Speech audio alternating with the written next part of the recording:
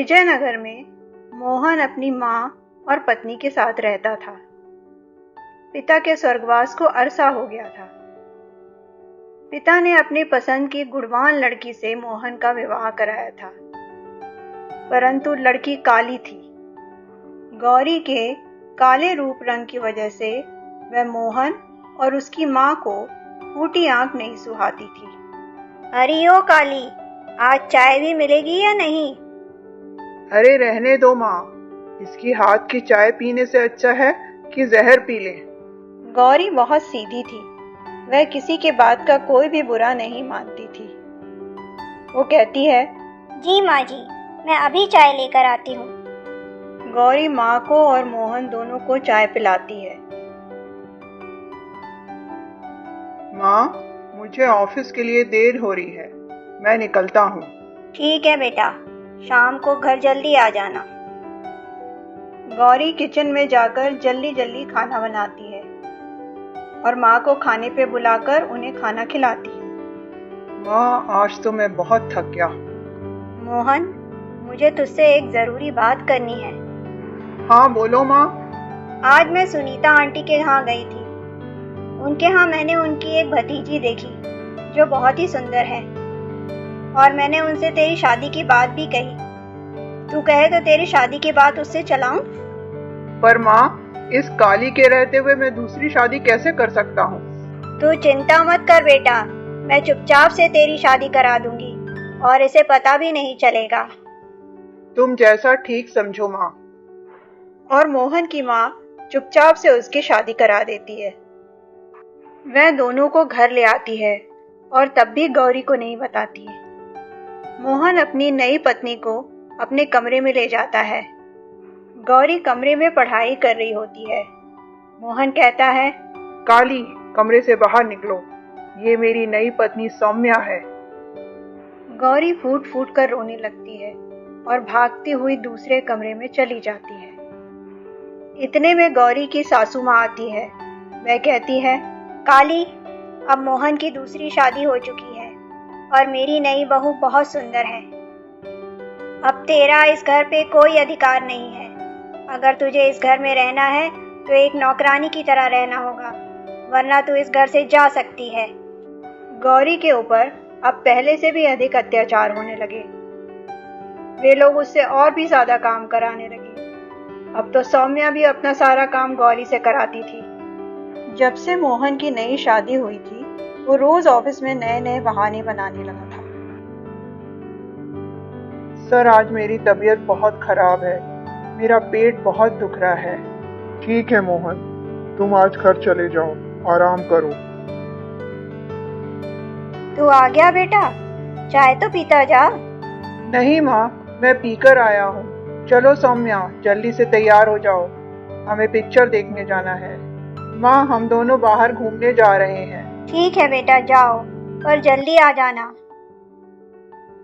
बार बार घर जल्दी जाने की वजह से इसका असर उसके काम पर होता है। फाइलों का बंडल बढ़ता जाता है। मोहन ऑफिस में ही सो जाता था। जब उसका बॉस ये देखता है तो वो बहुत गुस्सा हो जाता है। कई दिनों तक ऐसा चलता है तो उसका बॉस उसे नौकरी से निकाल देता है।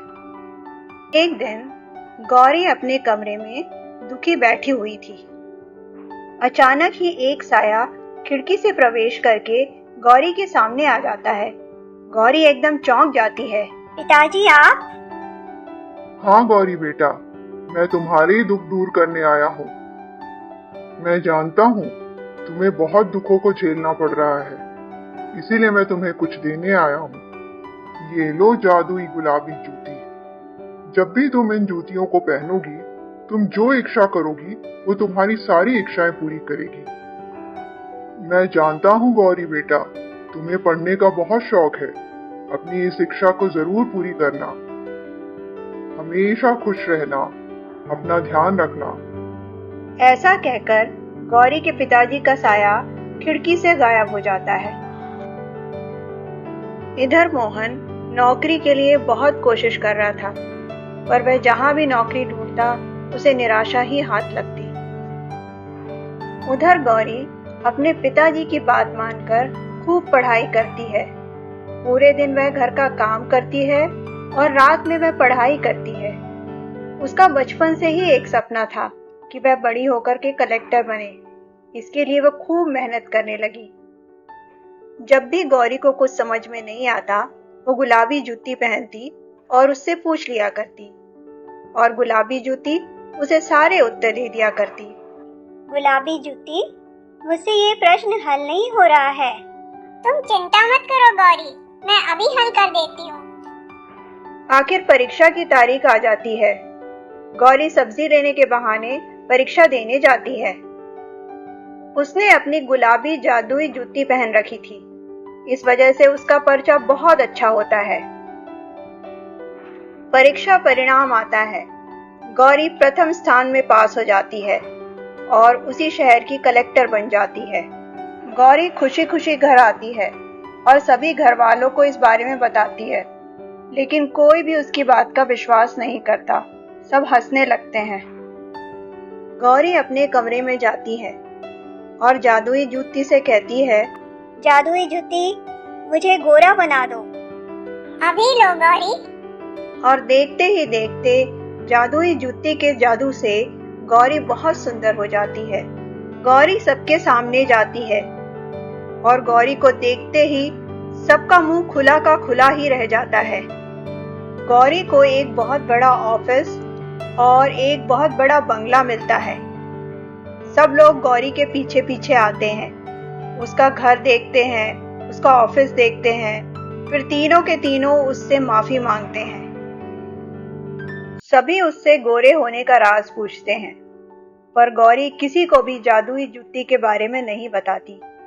सिर्फ इतना ही कहती है कि यह मेरे पिताजी का आशीर्वाद है। नमस्ते दोस्तों, मेरा नाम है सोनिया। कहानियाँ हमारे जीवन का आईना होती हैं, जिससे हम बहुत कुछ अच्छा सीख सकते हैं। अगर आपको मेरे चैनल माय टेल टून की कोई भी कहानियाँ अच्छी लगती हैं, तो प्लीज़ प्लीज़ प्लीज़ मेरे चैनल को ज़रूर सब्सक्राइब करें। और भी बहुत अच्छी कहानियाँ मिलेंगी आगे। धन्यवाद।